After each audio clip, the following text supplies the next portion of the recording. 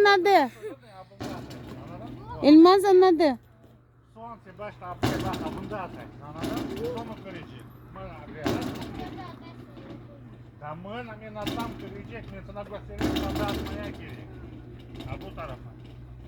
Burası. Niye sen belini ableştirdin? Ama attı yine de. Скачок olacak, прыжок. Вот обрез, только все на бул тarafa. А bundan тоже. Не отдам. Вот, а bundan. Просто тихо инспекция оценки, и уходи. Anladın?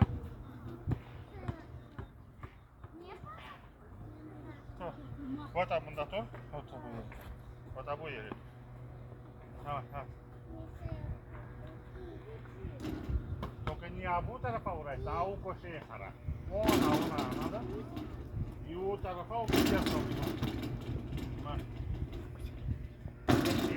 Pekçe güzel oldu.